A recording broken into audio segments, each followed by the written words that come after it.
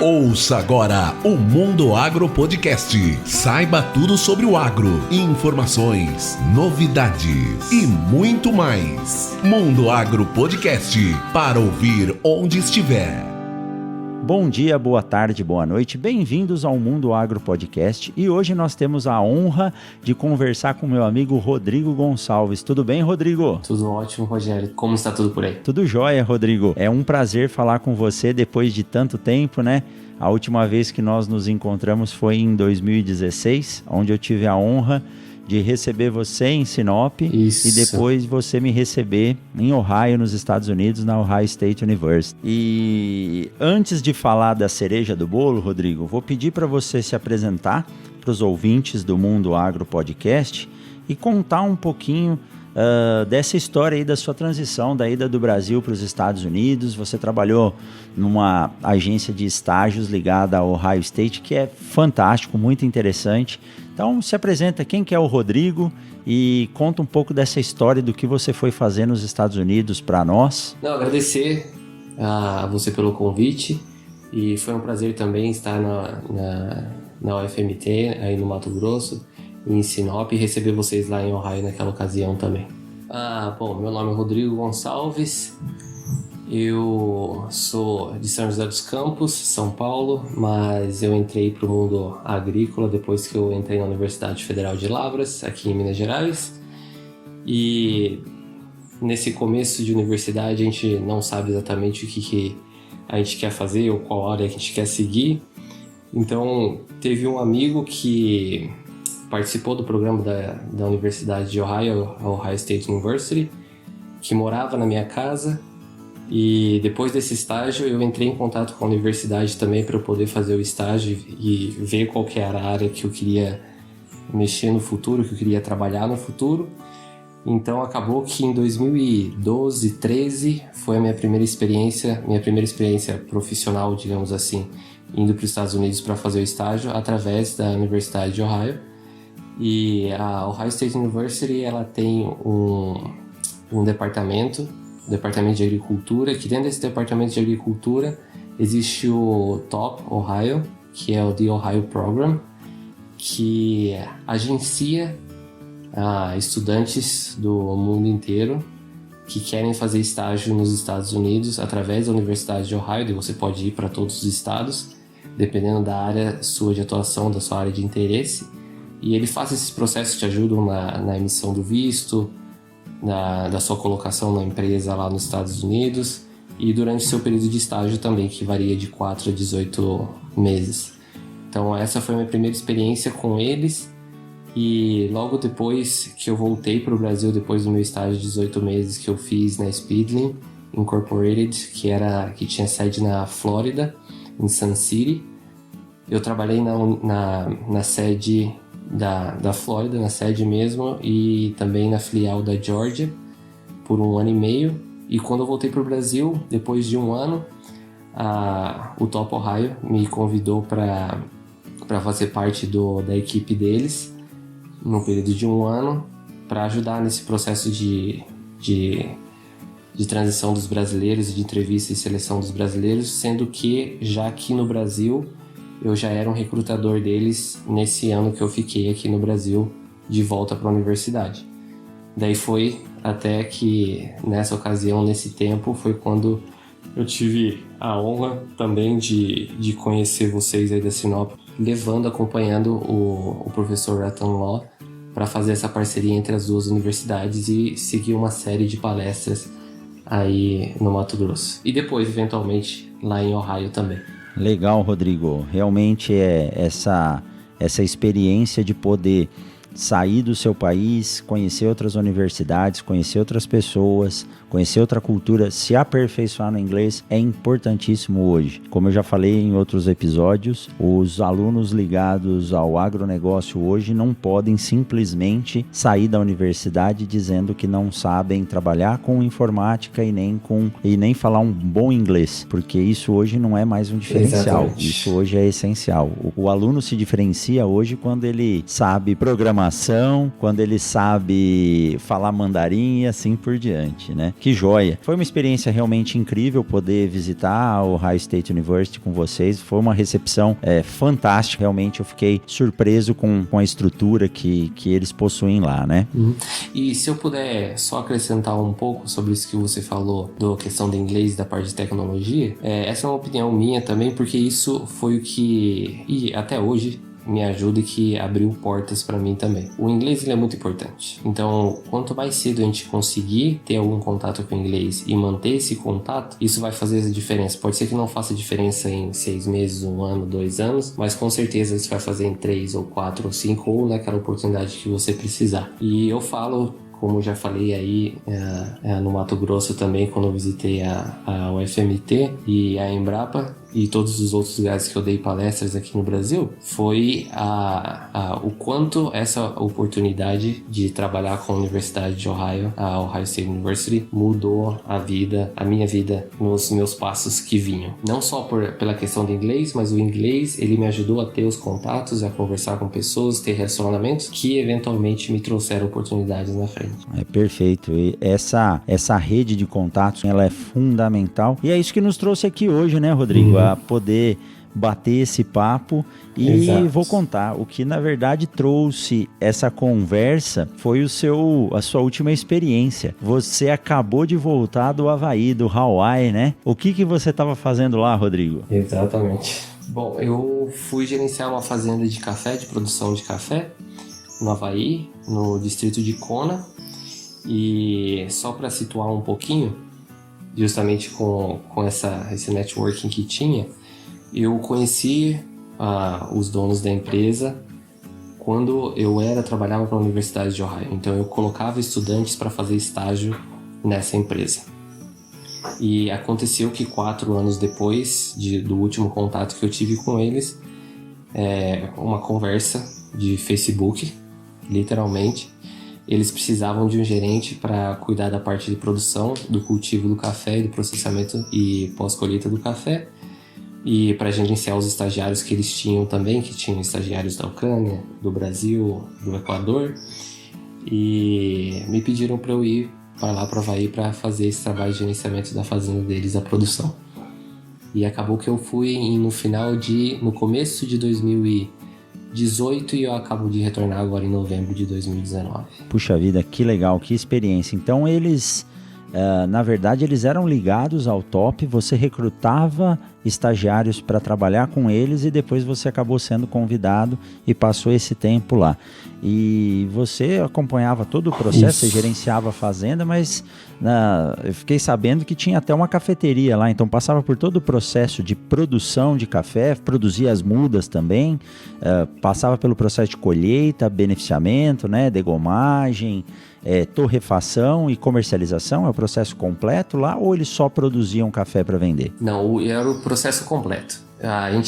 Lá eles têm uma expressão que fala que é seed to cup, que é desde a semente até o produto final, que é o copo de café. Então era uma fazenda continua sendo, né? Uma fazenda de 7 hectares, são 18 acres, 18 acres de produção de café de lavoura e 21 acres no total de propriedade. Então nesses 18 acres, nos 7 hectares, mais ou menos 7 a 8 hectares mais ou menos, a gente tinha 8.132 plantas, pés de café. Eles não faziam só a parte de mudas. As mudas a gente encomendava de um parceiro, um produtor parceiro que a gente tinha na região, o tipo de muda que a gente precisava, mas no início do trabalho deles, eles tinham uma greenhouse, eles tinham uma estufa que eles faziam a produção, mas hoje em dia eles não fazem mais. Daí a gente faz o plantio depois que a muda está pronta, daí o plantio, o cultivo, a poda, a colheita, o processamento, o despulpamento, não sei como fala exatamente,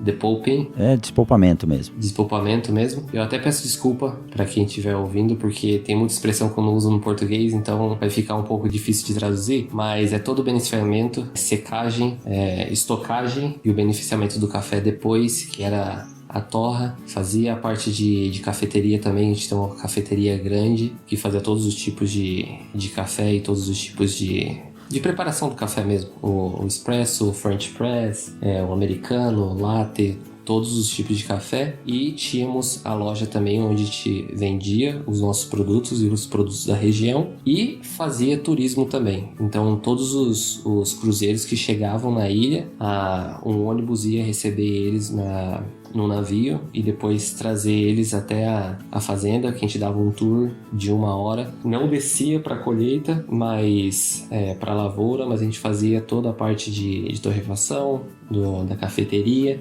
da história, como que era o processo de cultivo do café no Havaí, o que a gente tinha de diferencial, e depois eles podiam experimentar todos os tipos de café e os diferentes tipos de torra. Que joia, Rodrigo. Você vê como no Brasil existe um mercado de turismo imenso a ser explorado. Com o tamanho das fazendas de café que nós possuímos aqui, eu estudei em Botucatu, numa fazenda que inicialmente ela foi uma fazenda de café, depois ela virou um Instituto Brasileiro do Café e aí veio virar a universidade. E hoje é sediado lá o Museu do Café da Fazenda Lajeado, tombado pelo patrimônio histórico e assim por diante, mas infelizmente ainda é pouco explorado. Fantástico essa sua experiência. Imagina só você aprender desde os tratos culturais do café, adubação, controle de pragas, doenças, a colheita, que eu imagino que não deva ser uma colheita mecanizada pelo tamanho da área,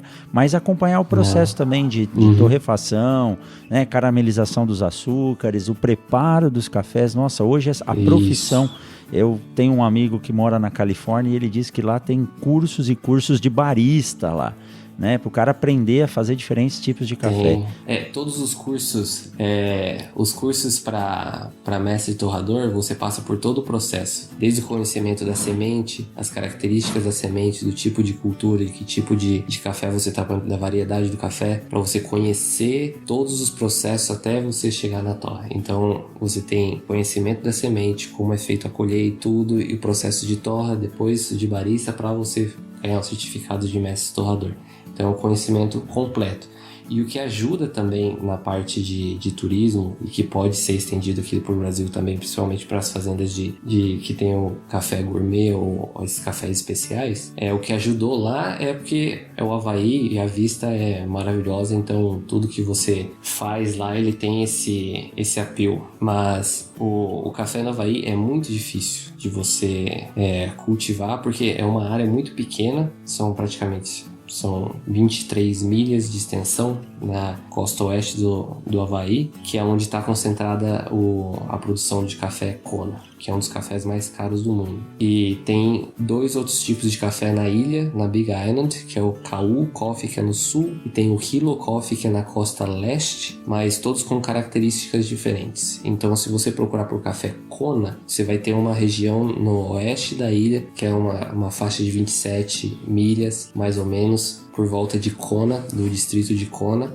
que é só ali onde você vai conseguir encontrar esse tipo de café. Depois ao sul tem o café de Kau, ao leste tem o café de Hilo e tem nas outras ilhas também, mas o mais conhecido é o Kona. E porque ele também não é muito antigo o cultivo de café no Havaí, então tudo é muito novo. Eles acabaram de começar a ter problema com broca, coisa que é normal aqui no Brasil, que todo mundo já está habituado, já sabe fazer o controle. E isso começou no Havaí, se eu não me engano, há 7 anos atrás. Então tudo lá ainda é um desafio. E a parte de colheita, a colheita não é feita mecanizada em 99% dos casos, porque é tudo montanhoso e de rocha vulcânica. Então você planta literalmente o pé de café em rocha vulcânica. Então não tem como passar o trator, não tem como fazer trato no sol, trabalhar no sol, então. Mas que legal, Rodrigo. Primeiramente, é tecnologia, né? Se vocês estão plantando café literalmente na rocha, é desenvolvimento tecnológico. Eu sempre ouvi falar que no Havaí a grande produção lá era de fruta e de abacaxi. Até nos filmes sempre aparece, né? Eu não sabia que tinha café no Havaí, não, viu? Isso. Todo mundo até fica meio assustado. Até os americanos mesmo, quando vão fazer o turismo lá, eles ficam espantados com o café.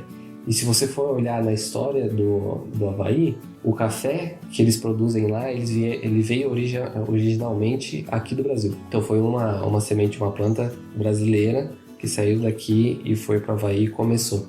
Porque antes a cultura que eles tinham que prevalecia da parte de economia do Havaí era a cana-de-açúcar. Então, depois que saiu a cana, que teve um baque econômico na produção de cana-de-açúcar, todas essas fazendas que produziam cana-de-açúcar, eles se transformaram em fazenda de café. E você sabe me dizer, Rodrigo, se a espécie mais plantada lá é o café arábica ou canéfora? Porque eu imagino que o Havaí tenha baixas altitudes. Eu não sei que tamanho que são a altura das montanhas da Big Island, Oahu e assim por diante, né? Mas o arábica, ele é adaptado a regiões de altitude mais elevada e o canéfora de altitudes menos elevadas, mais resistente a alta temperatura. Qual das duas espécies é plantada lá? Você sabe me dizer? Sim, depende da região onde você está. Kona Coffee, que é nesse distrito de Kona, que é o café mais especial. O Kona Coffee, ele tem que ser o arábica. Então é o arábica que se cresce no distrito que se cultiva no distrito de Kona. Se você usar outra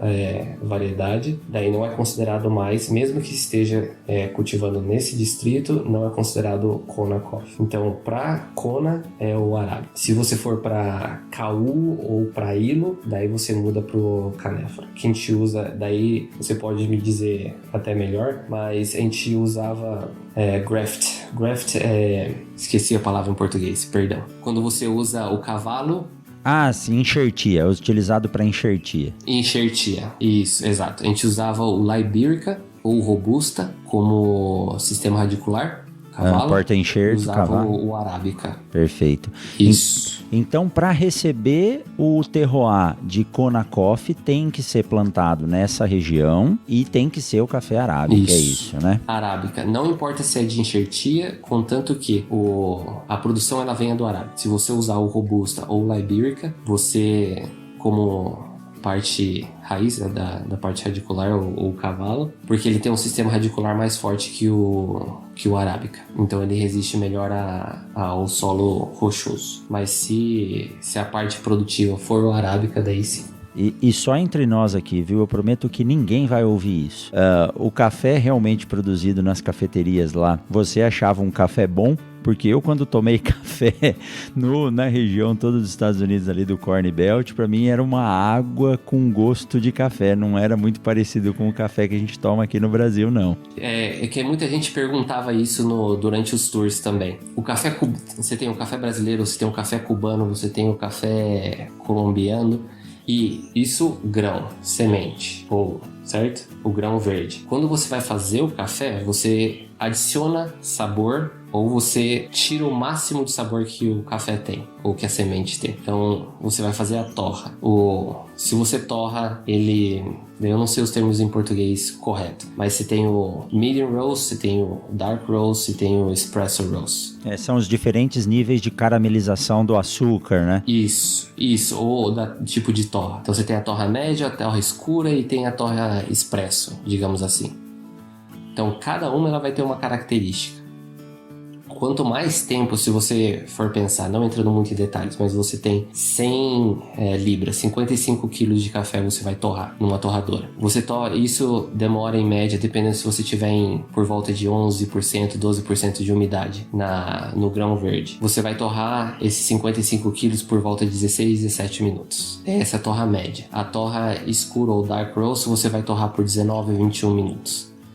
E para a torra expresso você vai torrar por 25, 27 minutos. Cada uma delas vai ter uma característica. O medium roast, que é a torra média, ela vai te dar um sabor mais suave, um sabor mais doce, mais fácil de você tomar, só que ele tem um nível de cafeína muito maior. O dark roast, a torra escura ou a torra expressa, ela tem um sabor mais forte, ela tem menos sabor do café, original do café, e ela tem mais sabor do tipo de torra, certo? Então ele vai sair um sabor com um corpo maior. Então ele te dá a impressão que é um café mais forte. Ele é mais forte em sabor, mas não necessariamente em cafeína. Então se você for fazer o seu café, depende do jeito que você faz o café. O cubano ele gosta de fazer um café com muito açúcar e gosta de mexer bastante para criar aquela espuma. Então isso é só o jeito da pessoa tomar café. Nós brasileiros a gente gosta de um café forte, certo? Com muito pó. Só que na verdade, se a gente for ver tecnicamente, lógico que tem pessoas muito mais especialistas no assunto do que eu, mas a gente perde muito pó fazendo com muito pó, porque ele não vai usar, certo? Então o ideal seria para você tirar um café com as características do café, isso em termo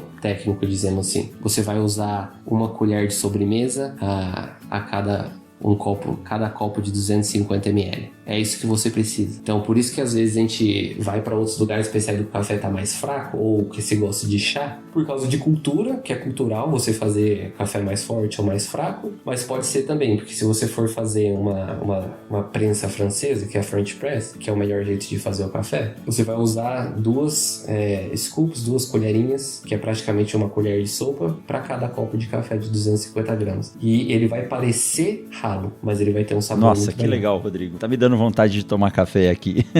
Aí, tá vendo? Eu também. E você ainda tem coragem de dizer que pode ter alguém aí que saiba mais de café do que você, né? Que isso, tem muita gente. Mas que legal. Puxa, dá pra sentir assim na sua voz o gosto por falar disso. E café é ligado Isso. ao brasileiro mesmo. E você poder ir em outro país, Sempre. aprender as técnicas e às vezes aperfeiçoar. A gente não tem que ter medo disso, não. Não é porque o café...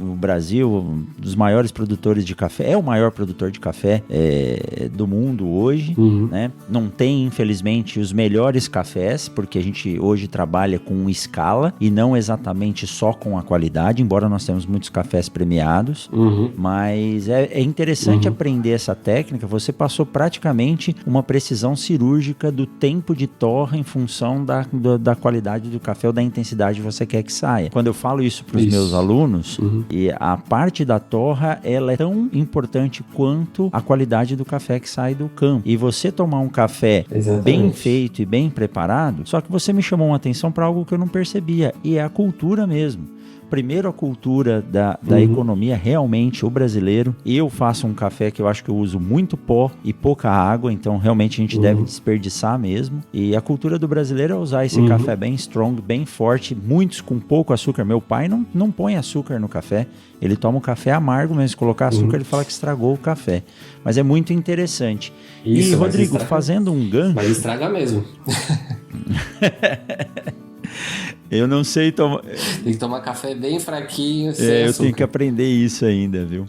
E, Rodrigo, aproveitando esse gancho, você é um cara, assim, dinâmico demais, eu admiro isso. Você tá no Brasil hoje e você me contou, a gente não quis conversar muito para não dar spoiler no episódio do podcast, mas você me contou que veio pro Brasil com uma novidade. Conta pra gente que novidade é essa, e eu tô curiosíssimo já para experimentar, viu? Eu acho que eu vou receber um pouco em casa aqui para testar. Vai receber em breve. Conta pra aí. Você chegando em casa vai estar lá esperando. Conta pra gente essa novidade aí, que inovação que é essa.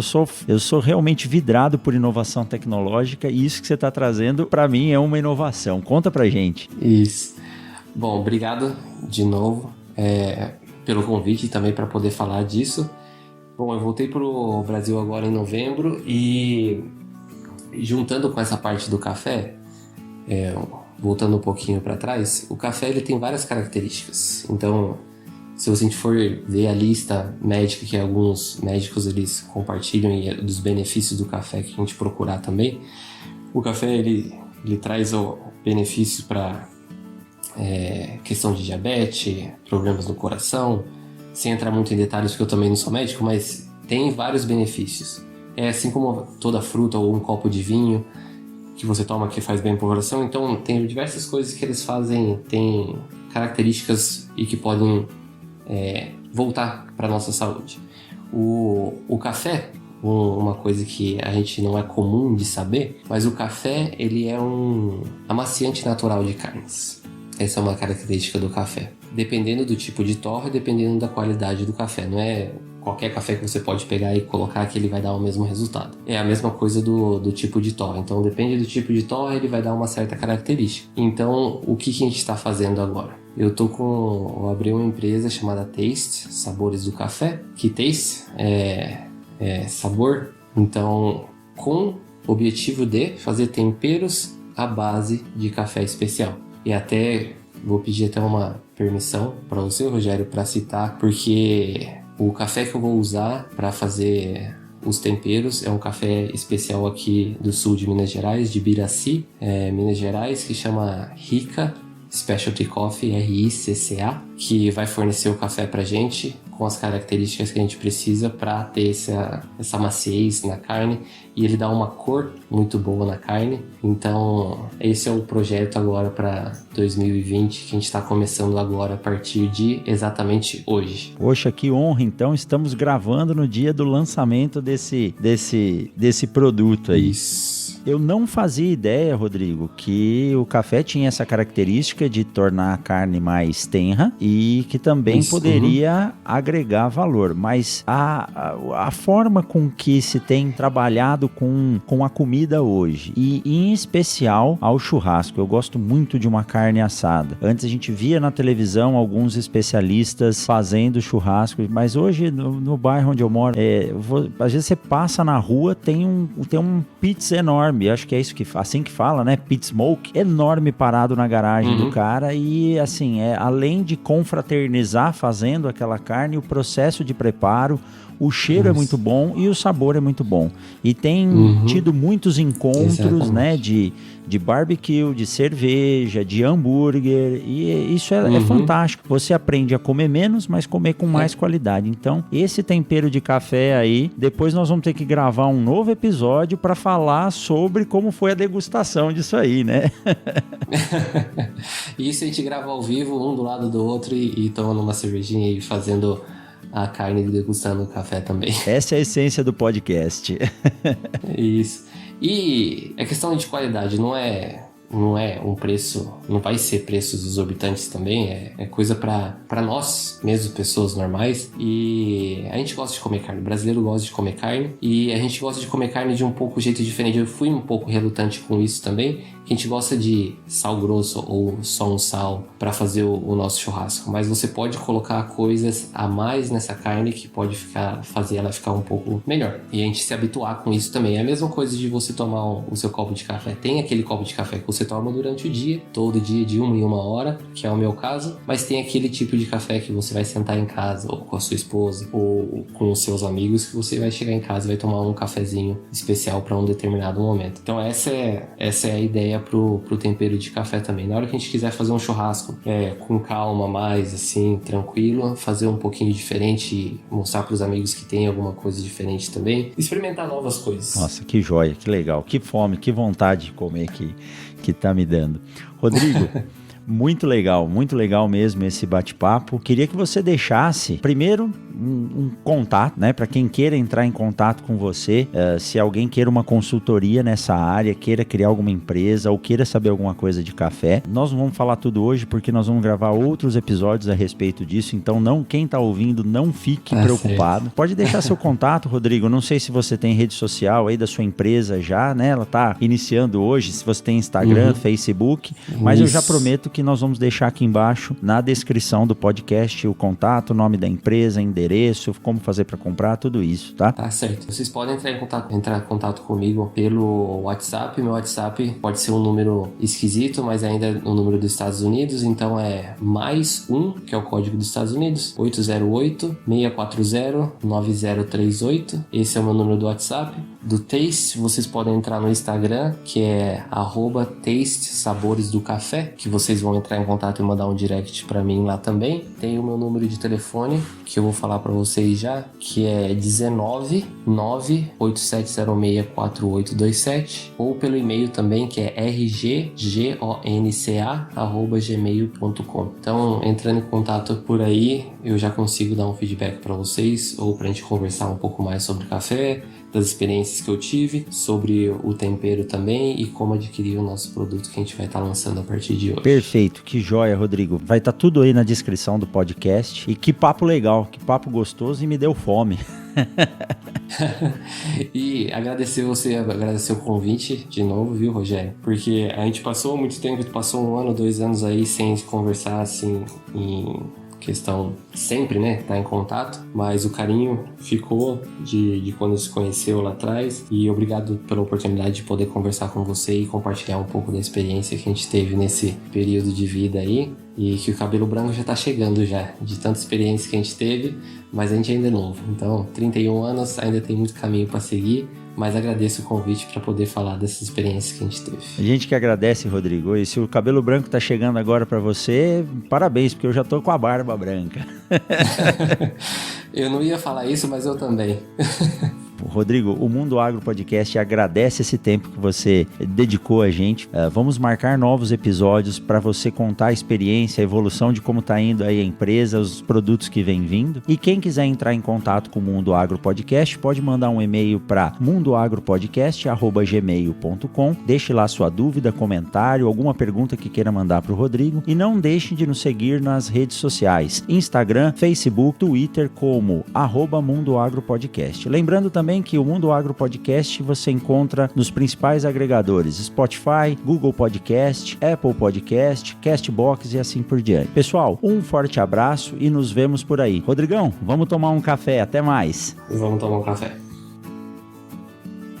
Mundo Agro Podcast, para ouvir onde estiver.